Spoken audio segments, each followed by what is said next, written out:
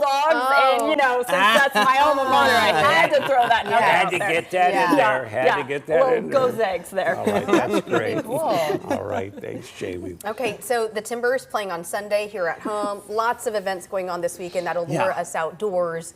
But it won't feel like it felt like last weekend for sure, Josh. No, it's definitely going to be very hot out there. So the players and goers of the game all need to be staying hydrated, as we can already start to see some of that foreshadowing with the bright blue sunny skies found out over Mount Hood as the snow slowly melts away as we dive our way deeper into the summer months. Now working our way into the first few days of June. 78 degrees is where we currently sit, and seeing those upper 70s, low 80s up and down the I-5 corridor into the mid 80s earlier this afternoon out towards the Hood River area, as our temperatures along the coast are anywhere from the 50s to the low 60s. But over the past 24 hours, we have seen the pendulum swing from one direction to the next, and it just so happens to end up with a surplus in the mercury above where we were this time yesterday by about 10 to 15 degrees, as those sunny skies are widespread anywhere from the coast to the Cascades, holding on to a bit of that marine layer for the shoreline at this point in time. But you can really kind of see, just even with our camera here split in half,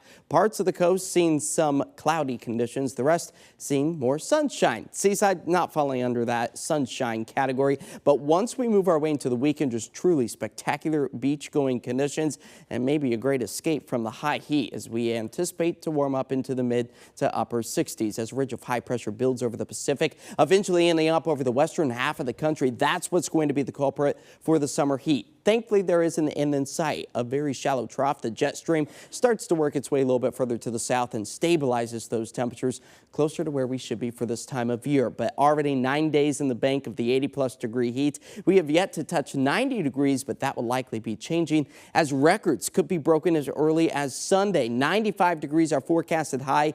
That would surpass the old record, or the current record, of 1955, last set back then at a high of 94. But the cloud coverage, it is going to increase tonight. It clears tomorrow. High thin cirrus clouds just filter out some of the harshest of the sun's rays, not stopping us from warming up, as the sunshine will be in abundance, and that will allow Mother Nature to really turn up the dial as far as the temperature goes. And then we are holding on to a greater potential for the drought to become a little bit more widespread as the number of rain-free days adds up, already holding on to our monthly rain deficit of a little more than 1/10 of an inch. And when we look back to the beginning of the year, a rain deficit of almost 3.5 inches. Tonight, though, we stay dry, increase the cloud coverage. Temperatures fall back into the 50s. Tomorrow, back into the mid 80s we go.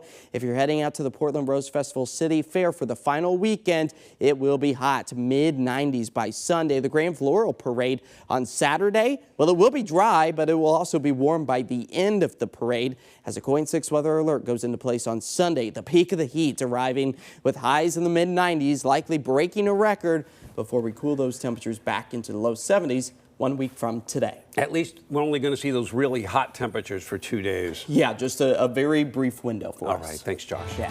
Hey, keep it here. We've got your political minute up next.